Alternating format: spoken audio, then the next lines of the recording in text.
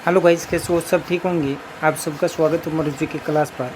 आज साथियों हम एक साइंस का महत्वपूर्ण टॉपिक आता है, बहुत मोस्ट इम्पोर्टेंट टॉपिक है आनुवंशिकी। आनुवंशिकी के संबंधित जितने भी आपके डाउट है उनको दूर कर देंगे आज हम। आप जरूर जुड़िए इस चैनल से, काफ़ी महत्वपूर्ण मदद होने वाली है आपकी। ठीक है, हम आनुवंशिकता के संबंधित जितने भी आपके एग्ज़ाम में आने वाले फैक्ट हैं उनके बारे में आज ज़रूर हम, ठीक है, आपका किसी जो डाउट हैं, आपके जितने भी आनुवंशिकता से संबंधित जितने भी डाउट हैं उसे पूर्ण रूप से दूर करने की कोशिश करेंगे। एक एक शब्द पर हम बात करेंगे। तो आनुवंशिकी टॉपिक काफ़ी महत्वपूर्ण होता है जो कि लगभग हर एग्जाम में पूछा जाता है। साथियों, इसके बारे में जब हम बात करते हैं तो सबसे पहले आपको परिभाषा पढ़नी होती है। देखो, परिभाषा क्या होती है आनुवंशिकता की। तो परिभाषा के रूप में हम पढ़ते हैं कि आनुवंशिकी वह विज्ञान है जो सटीक रूप से बताता है कि जैविक लक्षण एक पीढ़ी से दूसरी पीढ़ी में कैसे जाते हैं। आनुवंशिकी में हम क्या पढ़ते हैं? आनुवंशिकी के में साथियों हम ये पढ़ते हैं कि एक जीव द्वारा उत्पन्न दूसरा जीव जो संतति है वो उसके समान उत्पन्न होती है। ठीक है, तो इसका मतलब ये हुआ कि उसके लक्षण दूसरे जीव में ट्रांसफ़र किए जाते हैं। तो उस प्रकार से लक्षण किस प्रकार एक पीढ़ी से दूसरी पीढ़ी में जाते हैं, तो इसके पूरे सिद्धांत को हम और इसके जाने की पूरी प्रक्रिया को जब हम पढ़ते हैं तो हम कहते हैं कि हम आनुवंशिकी के बारे में नॉलेज रखते हैं, यानी जेनेटिक्स को पढ़ा हुआ है। जेनेटिक्स में आप ये अध्याय पढ़ने के बाद में ये आप श्योर हो जाएंगे कि ठीक है, एक पीढ़ी से दूसरी पीढ़ी में लक्षण किस प्रकार के जाते हैं और किस प्रकार जो संतति हैं वो सेम मनुष्य जैसे ही, ठीक है, जन्म लेती हैं। तो इसके बारे में आप आनुवंशिकी के में पढ़ करके ही इस बारे में नॉलेज प्राप्त कर पाएंगे। तो आपको जुड़ना है, काफ़ी आराम से पढ़ना है इसको। यानी एक पीढ़ी से लक्षण का दूसरी पीढ़ी में जाना आनुवंशिकी कहलाता है। तो इसमें हम काफ़ी महत्वपूर्ण पढ़ने वाले कुछ उदाहरण जैसे हम देख सकते हैं। वास्तविक उदाहरण हम देखें तो परिवार में माता पिता दोनों की आंखें बुरी होने पर भी, ठीक है, बच्चे की आंखें नीली हो जाना और बच्चे का नयन नक्श माता पिता की बजाय दादी से मिलना। अब अपने जब भी आपको, ठीक है, आपके अंदर परिवेश में या आप आनुवंशिकी के बारे में जानते हैं या सोचते हैं तो आप क्या कहते हैं कि भाई ये माता है, ठीक है, माता है या पिता है, इन दोनों से जीन इनको प्राप्त होते हैं, डीएनए प्राप्त होते हैं, गुणसूत्र प्राप्त होते हैं। इन दोनों के गुणसूत्र से कोई संतान बनती है। ठीक है, आपको इसका मतलब ये हुआ कि दोनों गुणसूत्र से जब संतान का निर्माण हुआ है तो दोनों के गुण इसमें आएंगे, या तो माता जी के गुण आएंगे या पिता के गुण आएंगे। लेकिन कई बार इसमें भिन्नता का सिद्धांत यानी विभिन्नता का सिद्धांत भी आनुवंशिकी में हम आगे पढ़ेंगे। क्योंकि कई बार क्या होता है कि इन गुणों के अलावा दूसरा गुण भी जो अप्रभावी गुण होते हैं, हम मेंडल के पढ़ते हैं कि अप्रभावी गुण, वे गुण भी कई वर्षों तक या कई पीढ़ियों तक जो हैं सुप्त अवस्था में, गुप्त अवस्था में शरीर में रहते हैं और कभी भी प्रकट हो सकते हैं जब उनका जीनोटाइप उनको मिलता है। तो ये आप एक अपवाद के रूप में देखते हैं, क्योंकि हम सामान्य क्या सोचते हैं कि भाई दोनों के गुणसूत्र मेरे, इसका मतलब ये हुआ कि या तो पिता के गुण या माता के गुण, ये दोनों के मिले जुले गुण देखने को मिलेंगे। लेकिन कई बार जो होता है इसमें बिल्कुल विभेदता देखने को मिलती है। तो ये इसके पीछे भी रीज़न हम आगे पढ़ेंगे। जैसे आप पूरा टॉपिक पढ़ेंगे तो आपका पूरा का पूरा जो डाउट है वो दूर होने वाला है। तो आराम से ध्यानपूर्वक देखिएगा, काफ़ी महत्वपूर्ण है। निष्कर्ष के रूप में हम यदि देखें तो ये कोई जादू नहीं है, बल्कि एक व्यवस्थित जैविक प्रक्रिया का परिणाम है। यानी एक व्यवस्थित, ठीक है, व्यवस्थित रूप से जैविक प्रक्रिया है जिसके कारण ऐसा होता है, कोई जादू नहीं है। उनसे पहले हम कुछ वैज्ञानिक को पढ़ना होता है कि आनुवंशिकी के जो जनक हैं उनको पढ़ते हैं, यानी फादर्स ऑफ जेनेटिक्स को पढ़ना काफ़ी महत्वपूर्ण हो जाता है। क्योंकि हम जब भी बहुत सारे सिद्धांत को पढ़ेंगे तब हम आनुवंशिकी के बारे में जानकारी प्राप्त होगी हमें कि किस प्रकार से जो प्रभावी गुण और अप्रभावी गुण क्या होता है, और संतान का, ठीक है, अलग हो जाना और समान गुण वाला प्रकट होना या दूसरा गुण आ जाना, ठीक है, और दो पीढ़ी पहले के गुण प्रकट होना और बहुत सारी, ठीक है, प्रकृति वरण का सिद्धांत है, या आप बहुत सारे सिद्धांत जो पढ़ेंगे।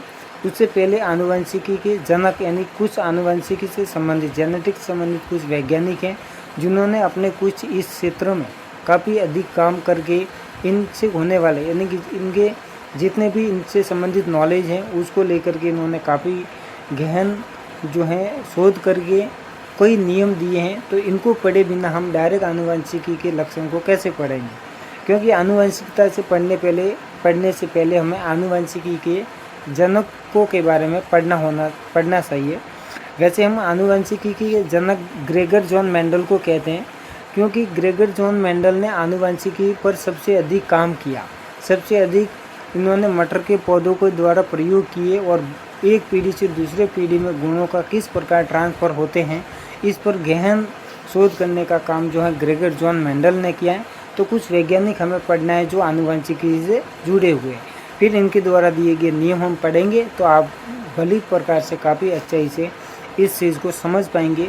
साथियों, आज के बाद में आप कभी भी जो है इस टॉपिक को नहीं भूल पाएंगे, ये यदि आप इस क्लास को पूर्ण रूप से देखते हैं तो।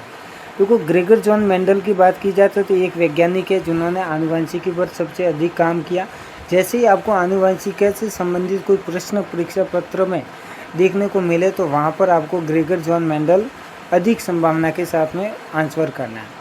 ठीक है, इन्हें आनुवंशिकी के पिता यानी फादर ऑफ जेनेटिक्स कहा जाता है और इन्होंने पहली बार जीव विज्ञान में सांख्यिकी और गणित का प्रयोग किया। साथियों, ये काफ़ी स्टार लगाने योग्य प्रश्न है कि जीव विज्ञान में सांख्यिकी और गणित का प्रयोग हुआ। आप सोचेंगे कि गणिती बायोलॉजी के अंदर जो है अपना सांख्यिकी गणित का प्रयोग कैसे हुआ, तो इन्होंने आपको पता है कि इस प्रकार से, ठीक है, मटर के कई लक्षण वाले पौधे भी लिए। आपने सोचा होगा कि गणित में इन्होंने मटर के कई लक्षण वाले पौधे लिए। एक झुर्रीदार पौधा है, तो एक लंबा पौधा है, एक बोना पौधा है, एक गोल बीज वाला है, एक सपटा बीज वाला है। तो इस प्रकार से सारणी बनी कि नहीं, तो एक प्रकार से सांख्यिकी का निर्माण हुआ। उसके अलावा इन्होंने जीनोटाइप फिनोटाइप दिया कि 3:1 में कई बार प्रयाता आती हैं प्रभावी गुणों में। यह प्रभावी गुणों की बातें भी करी इन्होंने। जीनोटाइप भी बताया 3:3:3 इस प्रकार से। तो इस प्रकार से अपने आनुवंशिकी के क्षेत्र में यदि सांख्यिकी और गणित का यानी सारणी का प्रयोग होना और गणित के आंकड़ों का प्रयोग होना, आंकड़ों का प्रयोग हुआ जेनेटिक्स के अंदर। यदि कैसे, तो आप कहेंगे देखो ये 22 जोड़ी और 22 जोड़ी गुणसूत्र ये पुरुष महिलाओं से समान रूप से आए।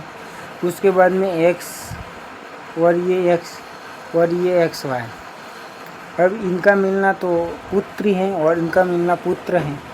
तो ये भी तो एक गणितीय फार्मूला बन रही है कि नहीं। इस प्रकार से गणितीय प्रक्रियाओं का प्रारंभ हुआ। इसके अलावा इन्होंने सिद्ध किया कि लक्षण आपस में घुलते मिलते नहीं हैं, बल्कि स्वतंत्र इकाई के रूप में अगली पीढ़ी में जाते हैं। इन्हें इसे फैक्टर कहा गया है। साथियों, फैक्टर क्या है? फैक्टर इन्होंने कहा है उसको फैक्टर का यानी कारक का, यानी उसको एक जो लक्षण हैं, आपके 2 लक्षण आपको प्राप्त होंगे। आपके जो भी लक्षण शरीर के अंदर जाने वाले हैं, जो प्रभावी लक्षण होगा वो आपके शरीर में प्रकट होगा, वो भौतिक रूप से भी यानी फिनोटाइप से भी और आपके जीनोटाइप से भी यानी आपके आंतरिक रूप से भी वो लक्षण प्रकट होगा। कई लक्षण जो हैं वो सूख जाते हैं, लेकिन गुणों के साथ साथ में कई फैक्टर हमारे शरीर में जाते हैं। फैक्टर का मतलब होता है जीन, यानी किसी अंग को बनाने के लिए, ठीक है, हर अंग के अपने शरीर की हर क्षेत्र के लिए एक स्पेशली कोड होता है कि उसको कैसे बढ़ना है कैसे नहीं बढ़ना, उसको हम जीन कहते हैं। तो वो जीन अलग अलग लक्षण, कई प्रकार के जीन जो होते हैं, इन लक्षणों का एक घुला मुला रूप होता है। तो ये लक्षण जो हैं पीढ़ी दर पीढ़ी आगे बढ़ते रहते हैं। ये लक्षण कई बार प्रकट भी हो सकते हैं, कभी बार प्रकट नहीं हो सकते। तो इनको इन्होंने जीन नहीं बोला, जीन को दूसरे वैज्ञानिक ने नाम दिया। लेकिन बात यही है कि सबसे पहले इन जीन की बात जो है उसको फैक्टर नाम या कारक नाम किसने दिया, तो वो अपने नाम दिया ग्रेगर जॉन मेंडल ने कि कई गुण हैं, कई कारक हैं, फैक्टर हैं जो शरीर में एक पीढ़ी से दूसरी पीढ़ी में जाते हैं, लेकिन वो स्वतंत्र इकाई के रूप में रहते हैं। कोई प्रेशर नहीं होता, जो प्रभावी गुण होगा वो प्रकट हो जाएगा, ठीक है। कौन सा गुण कब प्रभावी होगा उसकी कोई गारंटी नहीं रहती है। तो स्वतंत्र अपरव्यूहन का जो सिद्धांत हम पढ़ते हैं वो यहीं पर लागू होता है। दूसरे अपने वैज्ञानिक आते हैं जो आनुवंशिकी के क्षेत्र में बहुत बड़ा काम किया, वो थे अपने T.H. मॉर्गन। जी हैं साथियों, इन्हें आधुनिक आनुवंशिकी के पिता कहा जाता है। यानी आधुनिक आनुवंशिकी के यदि पिता माने तो वो अपने टी.एस. मॉर्गन है माना जाता है। और इन्होंने मेंडल के गणितीय सिद्धांतों को गुणसूत्रों के स्तर पर प्रमाणित किया। गुणसूत्र के आधार पर इन्होंने प्रमाणित किया कि हम किस प्रकार से गुणसूत्रों को बांटते हैं, उस आधार पर ये गणितीय सिद्धांत सिद्ध हुआ। फिर जेनेटिक्स के क्षेत्र में यानी आनुवंशिकी के क्षेत्र में काम करने वाले वैज्ञानिकों में जॉनसन का नाम आता है। जॉनसन काफ़ी महत्वपूर्ण वैज्ञानिक है, जो कि हमने अभी बात करी कि इन्होंने मेंडल के फैक्टर शब्द को हटाकर जीन शब्द नाम दिया। जो अपने ग्रेगर जॉन मेंडल थे, उन्होंने कहा था कि हर पीढ़ी के अंदर, ठीक है, हर यानी संतति के अंदर कई प्रकार के लक्षण माता और पिता से प्राप्त होते हैं और उससे भी प्राचीन यानी उससे भी अगली पीढ़ी के लक्षण उनको प्राप्त होते हैं। लेकिन वे लक्षण, ठीक है, लक्षण यानी जीन हो गए, वो एक विशेष फैक्टर होता है, यानी एक विशेष प्रकार की लक्षण प्रकट करने के लिए एक विशेष प्रकार का कारक होता है, उसको उन्होंने कारक नाम दिया था, यानी फैक्टर नाम दिया था। एक फैक्टर है, यदि आपके ठीक है अंगुली टेढ़ी होगी या बड़ी होगी, छोटी होगी, किस प्रकार से होगी, तो उसके लिए एक विशेष फैक्टर होता है। नाखून कैसा होगा, चमड़ी कैसी होगी, एक एक कोशिका, एक एक सेल्स के लिए क्या होती है, एक एक, ठीक है, अपना शरीर के निर्माण के लिए जो लक्षण प्रकट होते हैं उसके लिए एक एक कोडिंग होती है, फैक्टर होते हैं। तो उस फैक्टर नाम दिया, जबकि जॉनसन ने इसको जो है जीन नाम दिया था। जब जीन इसका नाम हो गया, उसके बाद में इसका नाम जीन ही चलता है आज तक, ठीक है। अब हम पढ़ेंगे कि जीन क्या है और अपना डीएनए क्या है। देखो, गुणसूत्र जब हम पढ़ते हैं, ये गुणसूत्र हैं। अब ये क्या है, ये है क्रोमोसोम। गुणसूत्र ये किससे मिलकर बनते हैं, डीएनए से मिलकर के बनते हैं, यानी डीएनए और कुछ विशेष प्रकार के प्रोटीन। तो जीन क्या है, जीन भी क्या है, डीएनए का और प्रोटीन का मिला जुला रूप ही होता है। जैसे ये डीएनए है, यदि इसको हम डीएनए माने जाए तो ये डीएनए है, तो इसके अंदर भी देखो ये कई प्रकार के आपको, ठीक है, दिख रहे कि नहीं दिख रहे, इसको हम जीन कह सकते हैं। यानी डीएनए के एक एक भाग के अंदर कई कारक होते हैं, कई जीन होते हैं, जो हर हिस्से के निर्माण के लिए और किस प्रकार होना है उस जीन पर प्रभावी होता है ना। तो जो जीन प्रभावी होगा वो जीन आपका लक्षण प्रकट करेगा। तो कहने का मतलब मोटा मोटा गुणसूत्र हैं और गुणसूत्र डीएनए से मिलकर के बना है और प्रोटीन से मिलकर के बना है। तो डीएनए प्रकट होता हो, डीएनए को या गुणसूत्र को एक ही बातें होने वाली है मोटे स्तर पर, है ना। छोटे स्तर पर जब तोड़ा जाए तो काफ़ी विस्तृत है। आधुनिक आणविक जीव विज्ञान के अनुसार यदि हम देखें तो डीएनए क्या है, डीएनए क्या है, डीएनए एक बहुत लंबा रसायन है जो न्यूक्लियोटाइड से बना होता है। डीएनए का पूरा नाम डीऑक्सी राइबो न्यूक्लिक अम्ल होता है। आपने नाम सुना होगा, डीऑक्सी न्यूक्लियो राइबो अम्ल होता है। तो डीऑक्सी न्यूक्लिक अम्ल होता है। और आपको पता है कि डीएनए एक बहुत लंबा रसायन होता है, ठीक है, ठीक है, इसको न्यूक्लियोइड से बना होता है। प्रोटीन होता है न्यूक्लियोइड, ठीक है। जीन क्या है, तो जीन वास्तव में डीएनए के अणु का एक विशिष्ट खंड है। मैंने अभी आपको बताया कि ये जैसे डीएनए है तो इसके कई खंड होंगे, अणु को तोड़ा जाए तो ये आपके जीन हो गए, ठीक है। और इस खंड में न्यूक्लियोइड का एक विशेष क्रम होता है जो शरीर में किसी विशेष प्रोटीन के निर्माण को निर्देशित करता है। देखो, अपने शरीर का पूरी प्रक्रिया जो है प्रोटीन पर निर्भर करती है। तो इसका विशेष खंड, यानी आपका डीएनए ऐसा है। आपको डीएनए कहाँ से मिलेगा, आप कहेंगे कहाँ से मिलेगा, मतलब क्या है, गुणसूत्र से मिलेगा। अब गुणसूत्र कहाँ से मिलेगा, गुणसूत्र फादर और मदर से मिलते हैं। जी हाँ, तो फादर और मदर फादर से मिलेंगे। ये मदर फादर में पहले का कुछ और गुणसूत्र का कुछ टूटा हुए टुकड़े हैं। गुणसूत्र तो वही मिलेंगे, उस पर जीन फैक्टर होंगे, वो कभी भी लक्षण हो सकते हैं कोई भी। तो ये विशेष प्रकार के प्रोटीन का निर्देशन करते हैं कौन, जीन। कौन करते हैं, जीन। और ये जीन आपका जो है विशेष प्रकार का प्रोटीन का निर्माण निर्देशित करता है।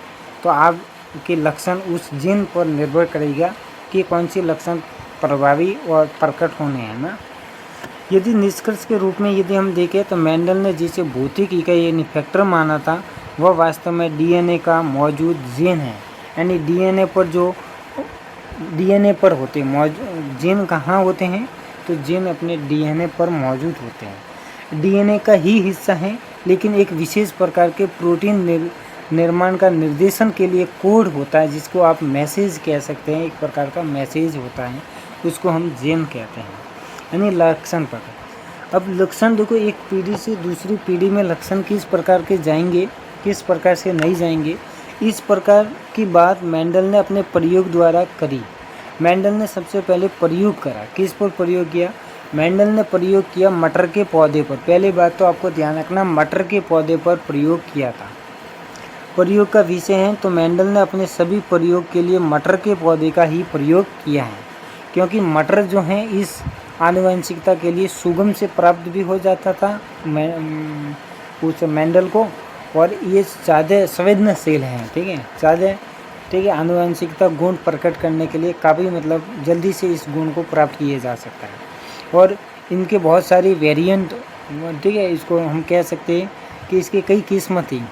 तो इसको देखते हुए इन्होंने मटर के पौधे का चुनाव किया है। पहली बात तो ध्यान रखना है कि मेंडल ने जो प्रयोग किया वो मटर के पौधे पर किया, और उसका वैज्ञानिक नाम भी आपको याद रखना है। तो उसका वैज्ञानिक नाम भी आपका जो है वो है पीसम सीटियम आई, इस प्रकार से आपको याद रखना है ना। फिर है 7 लक्षण। देखो ये आपको कई बार पूछा जाता है कि मेंडल ने कितनी जोड़ी लक्षणों पर प्रयोग किया। तो जब जोड़ी की बात आती है तो कितनी जोड़ी विपर्ययी लक्षणों, विपर्यय यानी विपरीत लक्षणों पर प्रयोग किए थे। विपर्ययी, जैसे ये जेनेटिक्स में ये शब्द चलता है विपर्ययी, यानी ग्रेगर जॉन मेंडल ने कितने विपर्ययी, ठीक है, लक्षणों पर प्रयोग किया? तो 7 जोड़ी पौधों का प्रयोग किया, यानी 7 जोड़ी लक्षण लिए। भाई एक लक्षण मोटा, 100 लक्षण छोटा, एक जुड़ीदार, ये इस प्रकार से हम आगे पढ़ेंगे। तो इस प्रकार से 7 लक्षण लिए, 7 लक्षण यहाँ के और 7 लक्षण यहाँ से, टोटल कितने? शब्द लक्षण। आपको लक्षण पूछा जाए तो स्वाध्याय करना है, ठीक है, ये बात विशेष रूप से ध्यान रखना। यदि प्रश्न पत्र में प्रश्न को कठिन बनाना होगा तो आपको पूछा जा सकता है कि मेंडल ने कितने विपर्ययी लक्षणों पर प्रयोग किया? तो शब्द विपर्ययी लक्षणों पर प्रयोग किया। और कितनी जोड़ी विपर्ययी लक्षण लिए थे? तो 7 जोड़ी विपर्ययी लक्षण लिए थे। किस प्रकार से 7 जोड़ी विपर्ययी लक्षण लिए थे? तो हम देख सकते हैं कि किस प्रकार से उन्होंने 7 जोड़ी विपर्ययी लक्षण लिए थे। क्योंकि ये 7 जोड़ी विपर्ययी लक्षण हैं, मेंडल ने मटर के 7 अलग अलग लक्षणों का अध्ययन किया, जिसमें प्रमुख रूप से हम देखेंगे 7 अलग अलग का मतलब क्या हुआ? 7 × 2 शब्द, टोटल शब्द तो लक्षण थे और 7 जोड़ी थी। तो आपको पूछा जाए तो 7 जोड़ी विपर्ययी लक्षण और कितने? 4 जोड़ी विपर्ययी लक्षण। जोड़ी में कहेंगे तो 7 हो जाएंगे ना जोड़ी में, जैसे कि वो पौधा लंबा और उसके विरुद्ध में पौधा छोटा, बौना, एक तरफ लंबा लिया एक तरफ बौना लिया, मतलब छोटा लिया। तो ये 2 लक्षण हो गए ना, लेकिन जोड़ी कितनी होगी? 1 जोड़ी होगी। इस प्रकार से 7 जोड़ी और अपना शब्द ये लक्षण। तो मेंडल ने 7 अलग अलग स्पष्ट लक्षण का अध्ययन किया, जिसमें पौधे का लंबा, देखो एक तो लंबा होगा उसको टी लिखा, एक ये लंबा बोना था, ये बोना, ये टी।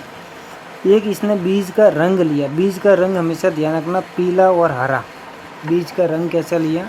पीला और हरा, ठीक है, पीला बीज और हरा बीज। उसके बाद में बीज का आकार लिया गोल और झुर्रीदार, कैसा लिया?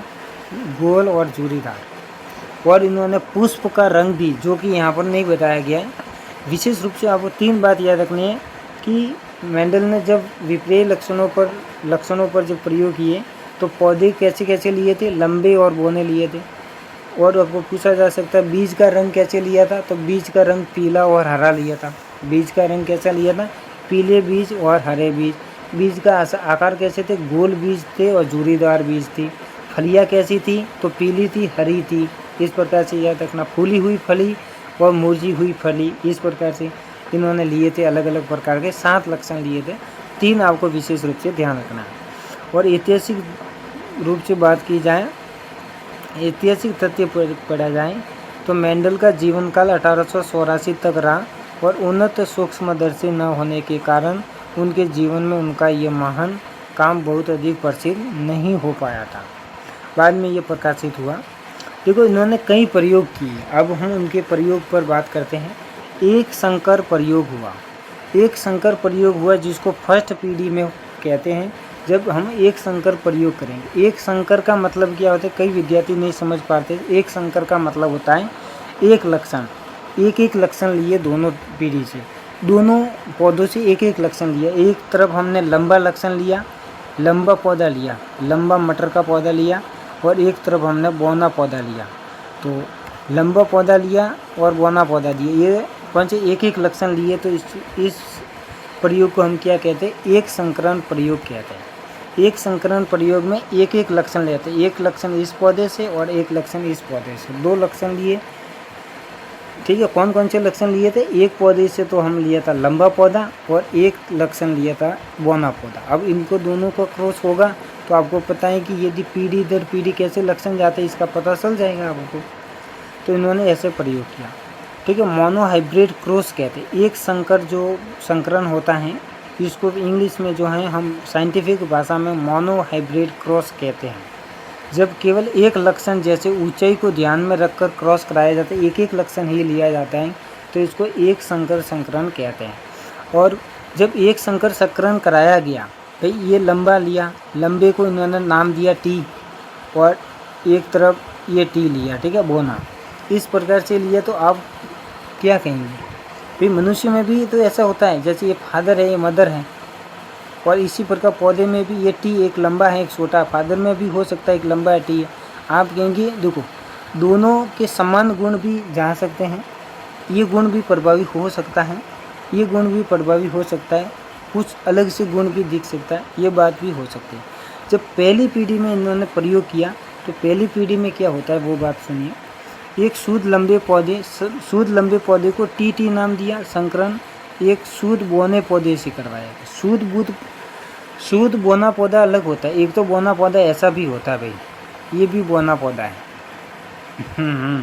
ना, ये भी अपना लंबा पौधा भी है ना, और इसको शुद्ध बोना पौधा भी कह सकते हैं, क्योंकि इसके साथ में ये लक्षण जुड़ा हुआ है। ये कब प्रकट होगा इसका कोई बात नहीं, लेकिन हमने तो यहाँ पर दोनों लक्षण ले लिए, टी इसको ले लिए, और यहाँ पर हमने ये टी शुद्ध लिए। शुद्ध बोना है, इसमें किसी भी प्रकार से लंबे पौधे के गुण नहीं है, और इसमें भी किसी भी प्रकार से छोटे पौधे के गुण नहीं है, बोने के गुण नहीं है। अब एक लंबे पौधे टी का संकरण एक शुद्ध बोने टी से करवाया गया। तो प्रथम पीढ़ी में क्या मिला हमको, प्रथम पीढ़ी में 100% पौधे लंबे निकले और इन सभी का आनुवंशिक विन्यास टी था। अब देखो सबका आनुवंशिक विन्यास टी था। हमने क्या देखा, हमने देखा कि हम जब इनका क्रॉस करवाया गया, जैसे फादर और मदर यदि समझिए, तो इसमें आपको ये मिला टी और टी मिला, यानी इसके भी गुण हैं और इसके भी गुण, दोनों के गुण हैं। यहाँ से ये गुण आ गया इसमें और यहाँ से ये गुण इसमें आ गया, लेकिन अभी भी पौधा बड़ा है, बड़ा दिख रहा है, अभी भी पौधा जो बौना नहीं है। यदि फादर की हाइट 6 फीट थी, मदर की हाइट 3 फीट थी, तो अभी भी जो पुत्र प्राप्त हुआ या अब इसकी संतति प्राप्त हुई वो 6 फीट ही प्राप्त हुई है, ये समझिए आप। लेकिन उसके अंदर ये गुण तो अभी भी तो उसके अंदर है, कभी भी प्रकट हो सकता है दूसरी पीढ़ी में जा कर के, है ना। तो पहली पीढ़ी में तो ये हुआ कि हमें लंबे ही मिले हैं। ये देखो ये लंबा पौधा है, आपको परीक्षा में पूछा जाए टी ये क्या है, तो ये लंबा पौधा है, लेकिन शुद्ध लंबा नहीं है, ठीक है, लेकिन है लंबा पौधा, यानी लंबा है, बौना नहीं है। लेकिन इसमें ये बोने पौधे के जो लक्षण हैं, गुण हैं, वो मौजूद हैं जो अगली पीढ़ी में प्रकट हो सकते हैं। अब ज़्यादा कौन सा गुण प्रकट हुआ है हमें फिजिकली रूप से, ये गुण पर हमको मिला प्रथम पीढ़ी में, कौन सा टी वाला, ये प्रभावी गुण कहलाएगा। क्यों, ये हो गया प्रभावी गुण, यही तो सिद्धांत था पहला, प्रभावी सिद्धांत, यानी प्रभावी गुण का सिद्धांत हम पढ़ते हैं ना, प्रभावी या प्रभाविकता का सिद्धांत पढ़ते हैं मेंडल का। तो प्रभावी कौन हुआ, टी प्रभावी हुआ। टी कैसे प्रभावी हुआ, क्यों टी प्रभावी हुआ, टी इसलिए प्रभावी हुआ कि इसने इसके गुण को दबा दिया और इसके गुण को प्रकट कर दिया, यानी टी ये प्रभावी हो गया, तो ये प्रभावी गुण कहलाएगा प्रथम पीढ़ी में। लेकिन आप ठीक है, ऐसा मत कीजिए कि ये टी प्राप्त हो गया, हमें बड़ा मिल गया, नहीं, अभी भी इसमें जो है ये गुण मौजूद है। ये जो बोने पौधे का जो गुण है ना, वो इसमें मौजूद है, लेकिन प्रकट जो हुआ है वो बड़ा पौधा प्राप्त हुआ। देखो यहाँ पर अपन देख सकते हैं, प्रश्न देखेंगे, क्या बोने पौधे का गुण टी नष्ट हो गया है? आपको ये प्रश्न किया जा सकता है परीक्षा में कि क्या ये बोनेपन का गुण जो था टी ये नष्ट हो गया है? आप कहेंगे नहीं, ये अभी इसी पीढ़ी में मौजूद है, लेकिन प्रकट नहीं हुआ है, प्रभावी नहीं था इसलिए प्रकट नहीं हुआ है, यानी ये अभी नष्ट नहीं हुआ है। क्यों नष्ट नहीं हुआ है? क्योंकि हमें ये मिला है। देखो ये दोनों गुण हैं। दूसरा है उत्तर है नष्ट बिल्कुल नहीं हुआ है, ये बस छिप गया है। इस पीढ़ी में छिप जाना ही क्या कहलाता है? ये। अब कई बार क्या होता है, दूसरी पीढ़ी में अचानक किसी के व्यक्ति में नई चीज़ देखने को मिलती है। भाई न तो फादर जैसा न मदर जैसा, आपने कहा कि ये कहाँ से आया भाई ऐसा तो था नहीं, लेकिन ऐसा पता नहीं कि उससे अगली पीढ़ी उसके अंदर ऐसे कुछ गुण थे, वो छुप गए थे, वो अभी प्रकट हो रहे अगली पीढ़ी में, ऐसा भी हो सकता है। तो दूसरी पीढ़ी में जब प्रयोग किया उसने, उसी अनुपात में लेकर के जब उन्होंने दूसरी पीढ़ी में प्रयोग किए साथियों, देखो इसी गुण को इन्होंने अब यहाँ इसने ये ले लिया टी। हमने न सोचा कि ये तो बड़ा पादप है, लेकिन ये बड़ा पादप नहीं है, देखने को वो तो बड़ा है, लेकिन ये इसके अंदर बोने के गुण हैं। अब हमने वापस इन दोनों के आपस में क्रॉस हुआ, यानी एकर संकरण का जब दूसरी पीढ़ी में आपस में ही संकरण करवाया गया, तो ये देखो ये छोटे छोटे गुण हैं, यानी ये बोने पौधे के जो गुण हैं ये प्रकट होंगे निश्चित अवश्यम भावी सेकंड पीढ़ी में जाकर के प्रकट होने वाले हैं।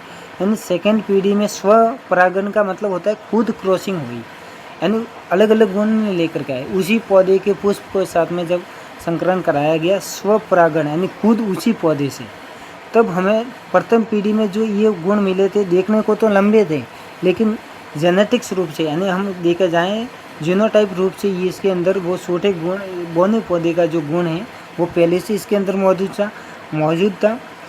अब इसमें जब हमने स्व परागण कराने की कोशिश की तो सेकंड पीढ़ी में हमें क्या मिला? सेकंड पीढ़ी में बोने पौधे वापस आ गए।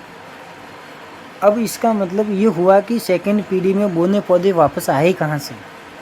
इसका मतलब ये है कि जो प्रथम पीढ़ी थी उसके अंदर जो प्रथम पीढ़ी में हम दो विपरीत लक्षण के पौधों का क्रॉस करवाया था, उस समय जो प्रभावी गुण था वो प्रकट हुआ था, और जो अप्रभावी गुण था वो प्रकट नहीं हुआ था, बस छिप गया था, लेकिन उसके अंदर मौजूद था। तो इसमें आपका प्रश्न बनता है कि ये जो टी है ना, ये टी है, ये प्रभावी गुण है। ये क्या है? ये प्रभावी गुण के अंतर्गत आता है, और ये जो छोटा टी है ना, ये अप्रभावी गुण में आता है, क्योंकि ये अगली पीढ़ी में दिख रहा है, इसलिए ये छोटा स्मॉल बोना पौधा होता है, ये अप्रभावी होता है। और ये हमेशा आपको परीक्षा में डायरेक्ट टी दे करके पूछा जा सकता है ना, इस प्रकार से।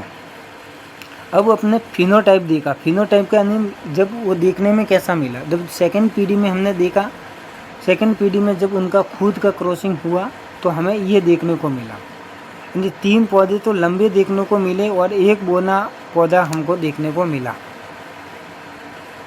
यानी हमें इस प्रकार से देखने को मिला। 3 बोने देखो 3 लंबे देखने को मिले, एक बोना देखने को मिला, इसमें भी ऐसे मिला भाई, ये तो शुद्ध लंबा मिला, ठीक है, यानी शुद्ध लंबा मिला, एक अशुद्ध लंबा मिला यूँ, और एक और अशुद्ध लंबा मिला, और एक बोना मिल गया। इसका मतलब प्रथम पीढ़ी में तो बोना था ही नहीं, तो ये बोना आया कहाँ से? लेकिन ये गुण छुप गए थे, ये प्रभावी गुण थे जो कि सेकंड पीढ़ी को अपने देखने को मिला। तो प्रथम पीढ़ी में जो लंबे पौधे का अनुपात हो गया वो फिनोटाइप यानी बाहर से देखने पर जो लक्षण देखने को मिला, जब हमने उन पौधों को बोया गया, उन क्रॉस करवाया गया, तो ये लंबे पौधे मिले, 1 पौधा लंबा, 2 पौधा लंबा, 3 पौधा लंबा, 1 पौधा छोटा देखने को मिला, 1 पौधा छोटा देखने को मिला। इसलिए इसका अनुपात क्या हो गया? 3:1। ये तो बाहर से देखने पर मिला। अंदर से देखने पर यानी जीनोटाइप का होता है आंतरिक गुण, इसके गुण सूत्रों की बात करते हैं तो कोशिका में डीएनए के मौजूद आंतरिक आनुवंशिक संरचना को देखते हैं। तो हमें जीनोटाइप क्या मिला? जीनोटाइप इस प्रकार मिला, 1:2:1। अभी भी बात यही है, 1 यानी टी, इसके गुण मिले, एक तो हमको, एक हम इन दोनों के मिले जुले गुण मिले, दोनों के मिले जुले गुण मिले और एक हमें बिल्कुल छोटा मिला, एक बौना मिला, एक शुद्ध ये मिला और ये ठीक है अशुद्ध लंबे मिले, है तो लंबे लेकिन अशुद्ध लंबे है ना। अब ये आपको पता है कि ये जब जीनोटाइप ये हैं, फिनोटाइप ये हैं, तो ये अगली पीढ़ी में जा कर के भी तो कुछ न कुछ तो कार्यक्रम करेंगे। जी बिल्कुल करेंगे। तो वही तो प्रक्रिया है। तो यहाँ पर आपके 2 पॉइंट ठीक है क्लियर हो जाना चाहिए, प्रभावी गुण और अप्रभावी गुण। प्रभावी गुण कौन से हैं? ये टी, बड़ा टी, कैपिटल टी है, ये प्रभावी हैं क्योंकि दूसरे जो बौना पौधा है उसके गुण को छिपाने की कोशिश कर रहा है, क्योंकि ये प्रभावी हैं, अपने प्रभाव के कारण उसको सुप्त कर रहा है, आने नहीं दे रहा मतलब, ठीक है। और दूसरी पीढ़ी में वापस प्राप्त हो रहे, लेकिन दूसरी पीढ़ी में अनुपात किसका ज़्यादा है? इनका ज़्यादा अनुपात है। तो यहाँ पर 2 जो प्रभावी अप्रभावी जो अपना मेंडल का जो सिद्धांत है वो यहाँ पर आपके क्लियर हो जाने वाला है।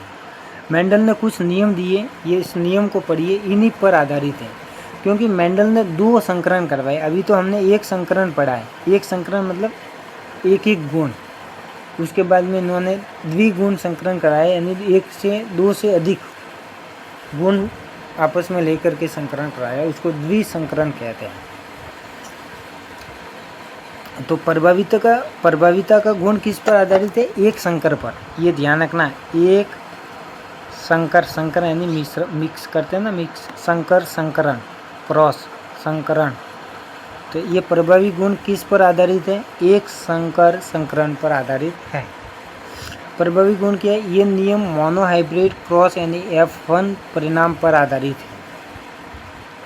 ये नियम जो हैं ये मोनोहाइब्रिड क्रॉस यानी प्रथम पीढ़ी परिणाम पर आधारित। फर्स्ट पीढ़ी की हम बात कर रही है प्रभाविता। आपको पता है कि फर्स्ट पीढ़ी के अंदर कौन से गुण प्रभावित है? टी, उसने बोने के गुण को छुपा दिया था ना, सुप्त कर दिया था। तो ये आपको पॉइंट याद रखना है कि प्रथम मोनोहाइब्रिड जो क्रॉस कराए थे हमने, एक संकरण कराया था, उसके प्रथम पीढ़ी पर आधारित है ये नियम। और जब हम कैपिटल की बात की जाती है, कैपिटल टी ये क्या है? प्रभावी गुण है। ये स्मॉल टी क्या है? ये अप्रभावी गुण है। ये ध्यान रखना, एक साथ एक लंबे एक ही पौधे में मौजूद होते हैं तो टी अपना प्रभाव दिखाता है और पौधे को लंबा बनाता है। तो प्रभावी गुण कौन सा हो गया? ये हो गया। इसलिए लंबा एक प्रभावी गुण है, लंबापन एक प्रभावी गुण है, यानी टी प्रभावी गुण है। फिर स्मॉल टी अपना प्रभाव नहीं दिखा पाता, इसलिए बोनापन एक अप्रभावी लक्षण है, क्योंकि ये टी की उपस्थिति में छिप जाता है। मैंने आपको बात बता दी। एक गुण आता है पृथक्करण का नियम। पृथक्करण की बात की जाए तो देखिए यहाँ पर पृथक्करण का यानी गुण का एक दूसरे से अलग रहना, जब भी अपने जैसी जीन मिलना उस समय प्रकट होना, ये हम पढ़ेंगे। देखो, जब कोई पौधा प्रजनन के लिए युग्म यानी जैसे परागकण या अंडक बनाता है तो जीनों का जोड़ा अलग अलग हो जाता है। और जोड़े में क्या है? जैसे टी और टी का पृथक्करण इस प्रकार होता है कि एक युग्मक में केवल एक ही जीन होता है। एक युग्मक जो होता है उसमें केवल जो है एक ही गुण होता है। तो एक परागकण में तो केवल टी जाएगा और केवल टी जाएगा, या तो ये जाएगा ये जाएगा। तो टी और टी कभी भी एक ही परागकण में एक साथ नहीं जाते हैं। ये पृथक्करण का सिद्धांत यही है। जैसे यहाँ पर ये हो रहा है, ये देखो यहाँ पर कोई क्रॉसिंग हो रही है, तब यहाँ से या तो ये गुण जाएगा ये जाएगा, ठीक है, कोई एक जा सकता है। वो अगली पीढ़ी के अंदर कौन सा ऐसे गुण के साथ में ये गुण मिलेगा, इनके साथ में ये मिलेगा। तो ये बात ध्यान रखिएगा। और इस कारण इसे ठीक है, युग्मों का शुद्धता का नियम भी कहा जाता है। यानी यह समयुग्म क्या होता है? समान युग्म, ठीक है। एक होता है विषम युग्म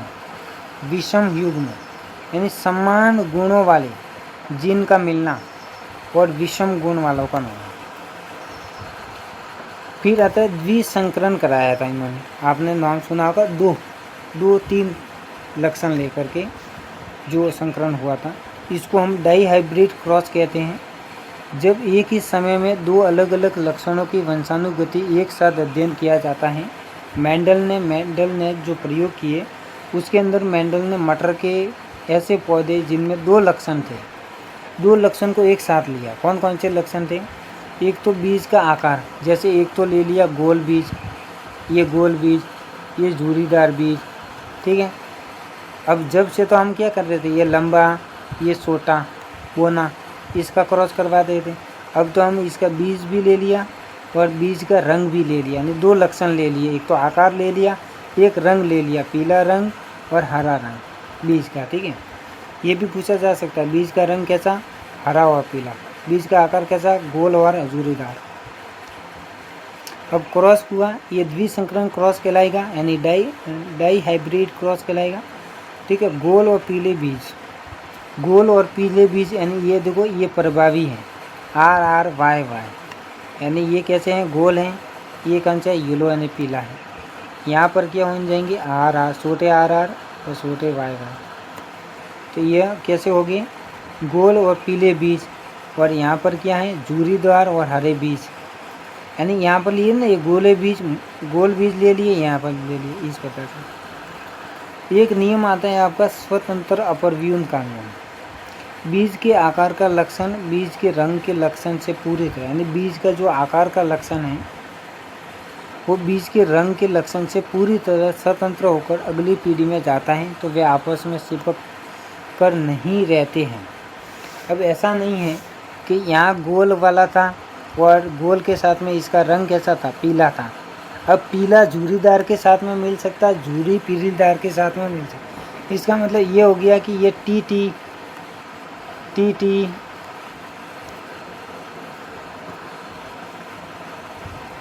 ठीक है, ये हो गया। इसका मतलब ये हो गया कि ये TT, ये TT इस प्रकार।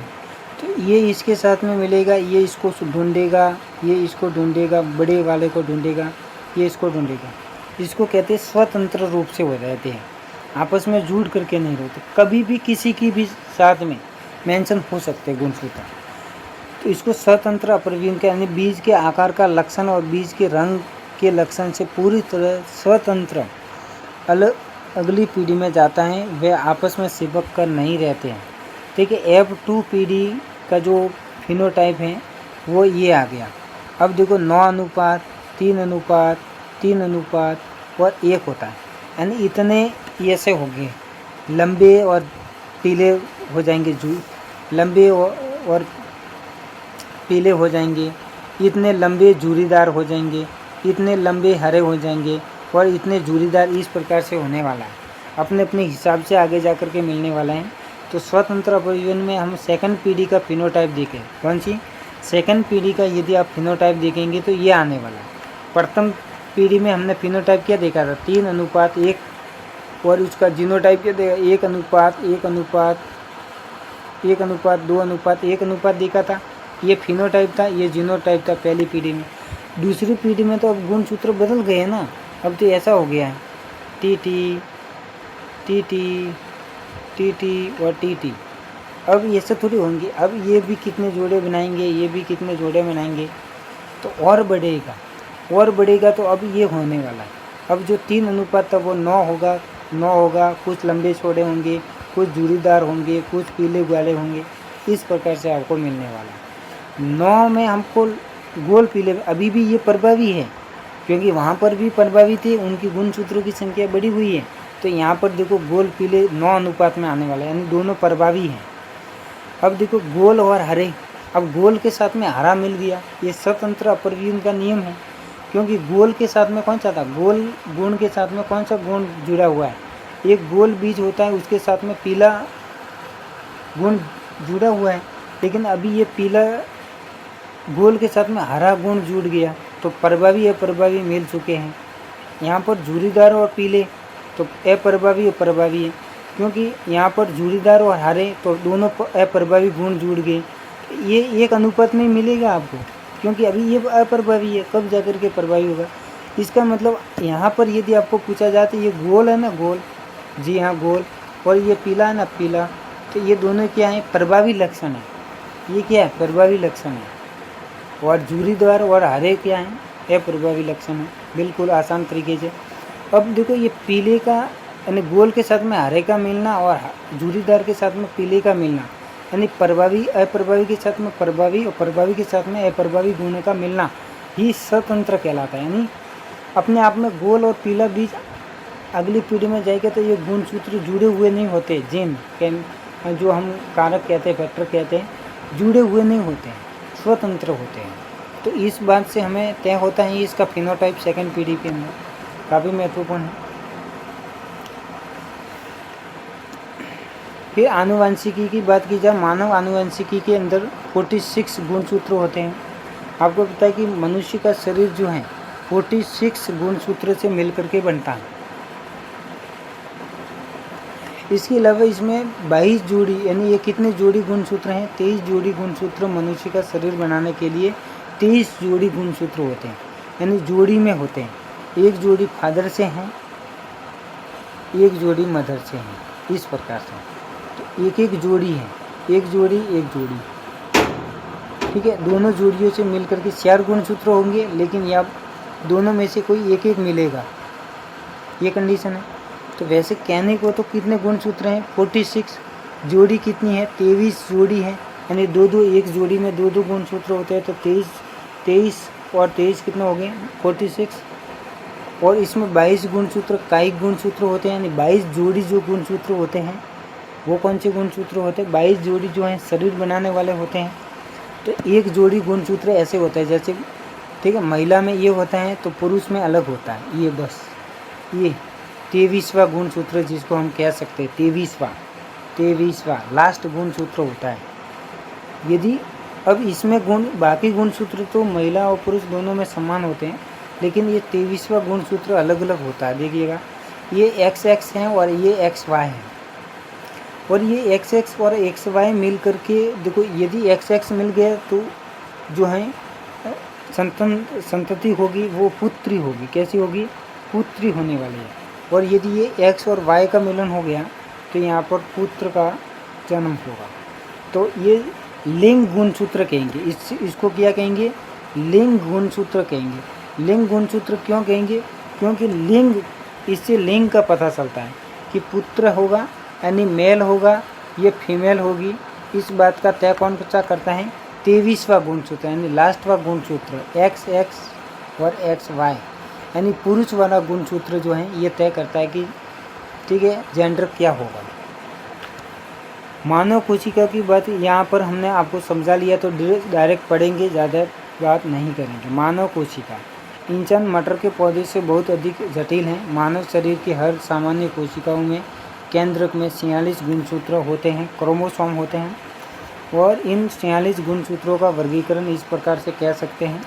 44 ऑटोसोम होते हैं। अभी मैंने बताया था कि 44 यानी 22 जोड़ी जो हैं ये ऑटोसोम होते हैं। ऑटोसोम मतलब कायिक गुणसूत्र, शरीर बनाने वाले। ये आंख का रंग, बाल का बनावट, रक्त समूह, शरीर की कार्य प्रणाली तय करते हैं। नर बाना दोनों में बिल्कुल ये समान रूप से होते हैं, लेकिन दो गुणसूत्र वही XX और XY मैंने आपको बता रखे हैं, ठीक है। 23वां गुणसूत्र ये मुख्य रूप से तय करते हैं कि विकसित होने वाला जीव जैविक रूप से नर होगा या मादा होगा। ये देखिएगा, मादा में लास्टवां 44 गुणसूत्र तो दोनों में समान है, लेकिन ये लास्टवां गुणसूत्र अलग होता है। देखो ये होता है ना, ये होता है, पुरुषों में ये होता है, महिलाओं में ये। इसके अलावा अर्धसूत्री विभाजन को यदि समझा जाए, युग्मक निर्माण। अर्धसूत्री विभाजन क्या होता है, प्रजनन की तैयारी के समय होने वाली विशेष कोशिका के विभाजन जिसमें गुणसूत्र की संख्या आधी रह जाती है। युग्मक में गुणसूत्र, देखो नर के शुक्राणु में केवल 23 गुणसूत्र आते हैं, मादा के अंडाणु में केवल 23 गुणसूत्र आते हैं। यानी हमारी जो लिंग गुणसूत्र होते हैं, लैंगिक कोशिका होती है, उनके अंदर अर्ध विभाजन होता है, अर्धसूत्री विभाजन। आधे गुणसूत्र ट्रांसफ़र होते हैं एक एक कोशिका के अंदर, बाकी जगह ऐसा नहीं होता ना। और निषेचन की बात की जाए तो ये निषेचन होता है, ठीक है। फर्टिलाइजेशन होगा तब ये शुक्राणु अंडाणु का इस प्रकार से होने वाला 23 पिता से 23 मादा से ऐसे हो जाएगा। ऐसा नहीं ऐसा नहीं कि 46 यहाँ से आ गया ना 46 यहाँ से आ गया, तो फिर ये भालू या वो बन जाएगा राक्षस, ठीक है। और इस प्रकार बच्चे में 46 गुणसूत्र की संख्या हो जाती है, यानी मादा और मदर फादर दोनों से क्या लेते हैं, एक एक गुणसूत्र लेते हैं।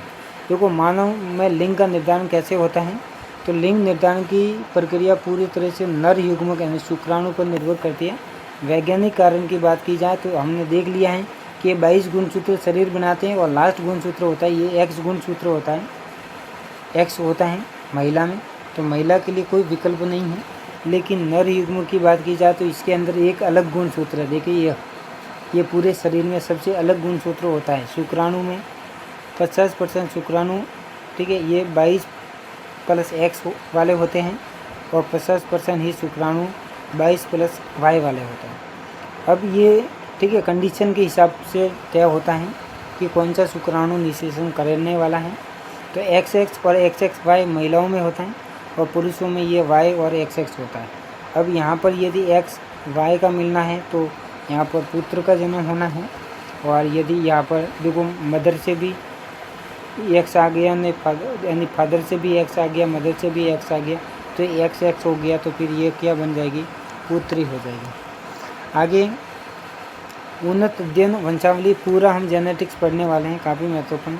उन्नत अध्ययन या वंशावली विश्लेषण, जुड़वा बच्चे की बात की जाए तो वंशावली विश्लेषण वैज्ञानिक एक दूसरे के पूरे परिवार के इतिहास का अध्ययन करते हैं और इसके द्वारा ये ट्रैक किया जाता है कि कोई विशिष्ट आनुवंशिक बीमारी लक्षण जैसे हीमोफीलिया, वर्णांधता एक पीढ़ी से दूसरी पीढ़ी में कैसे जा सकते हैं, तो इसको वंशावली विश्लेषण कहते हैं। जुड़वे बच्चे का अध्ययन क्या होता है, ये भी क्या है, ये क्या है, तो आप देखिएगा जुड़वे बच्चे का अध्ययन जीव विज्ञान में बहुत महत्वपूर्ण है और इसमें वैज्ञानिकों को ये समझने में मदद मिलती है कि किसी लक्षण के लिए हमारे जीन कितने जिम्मेदार हैं और ये हमारे आसपास पर्यावरण कितना जिम्मेदार होता है। उपार्जित लक्षण होते हैं,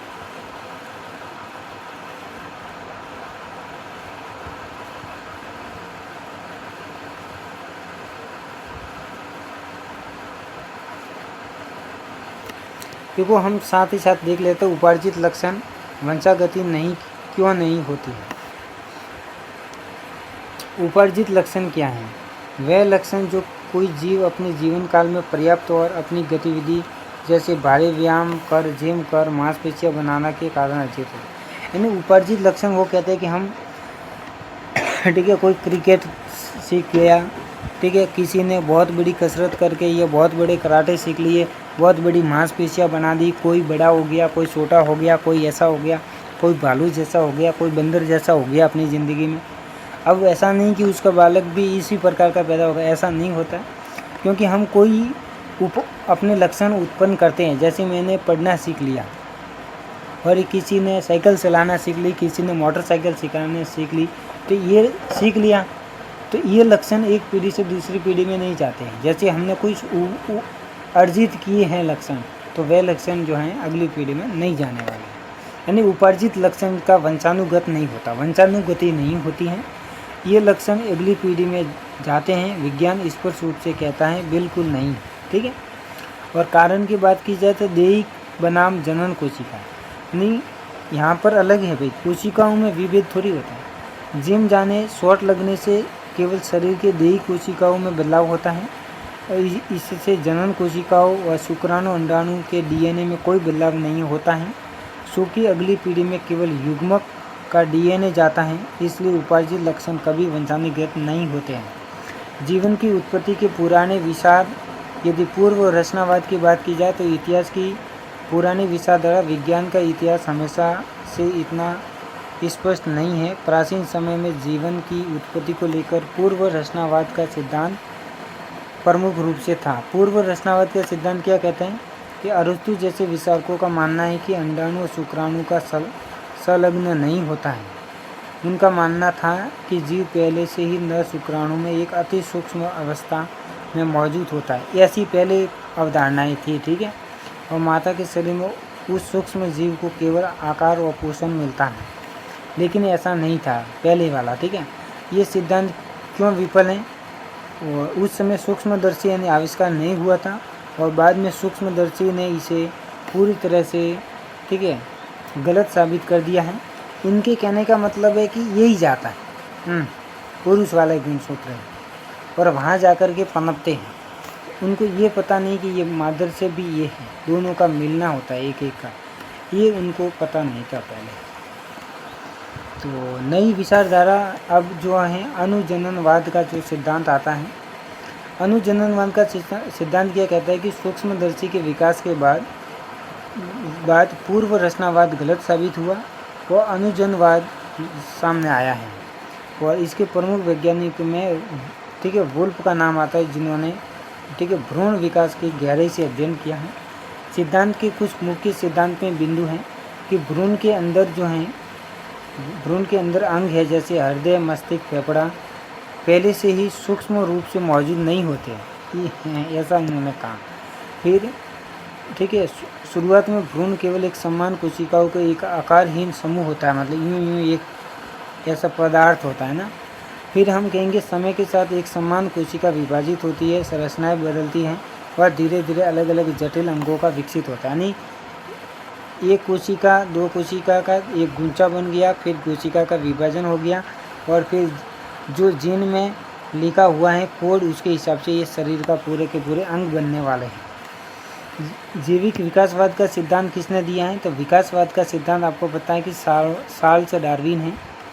चार्ल्स डार्विन ने, ठीक है, SMS बिंगल नामक समुद्री जहाज़ पर पूरी दुनिया में सफ़र किया था, और उन्होंने, ठीक है, बहुत बड़ी खोजें भी करी, लेकिन उनकी साबित नहीं हुई। लेकिन थोड़ी बहुत आंशिक रूप से अभी भी मान्य है उनकी खोजें, क्योंकि उनका कहना है कि प्रकृतिवाद वर्ण का सिद्धांत कहता है, ये नेचुरल वर्ण का सिद्धांत देते हैं। क्योंकि डार्विन ने मलय द्वीप समूह और गोलापागोस से हजारों जीवों और जीवाश्मों के नमूने एकत्रित किए, और उन्होंने देखा कि एक ही प्रकार के पक्षी की सोच अलग अलग द्वीपों पर अलग अलग आकार की हो गई थी, क्योंकि उन्हें अलग अलग द्वीपों पर अलग अलग प्रकार का भोजन यानी बीज कीड़े होना पाए। देखो, डार्विन का कहना क्या था?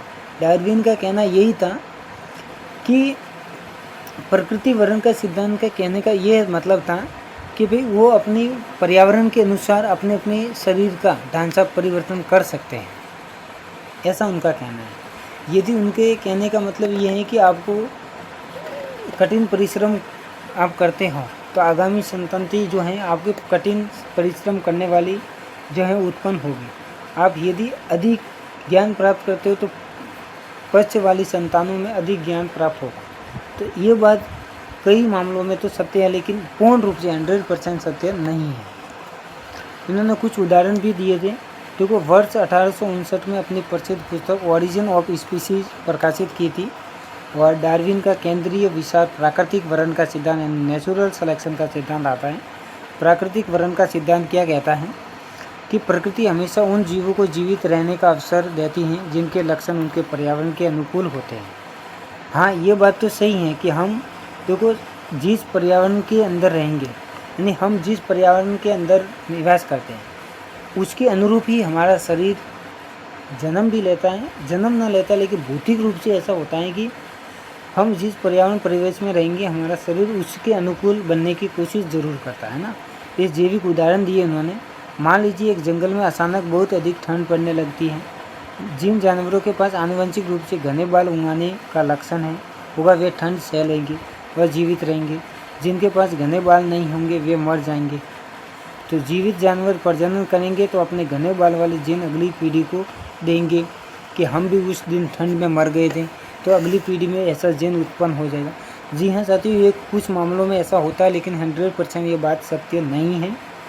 लेकिन ऐसा ज़रूर है कि जो ठंड में रहते हैं उनके जीवों पर अधिक मात्रा में बाल रहते हैं। आज भी आप लगा सकते हो, जो बाल वाले जीव आज भी यदि आप देखते हैं तो वो अधिकांश ठंड वाले इलाके के होंगे। यानी प्रकृति अपने अपने हिसाब से उसको सुरक्षा तो जरूर देती है, और ऐसा हो भी जाता है ना।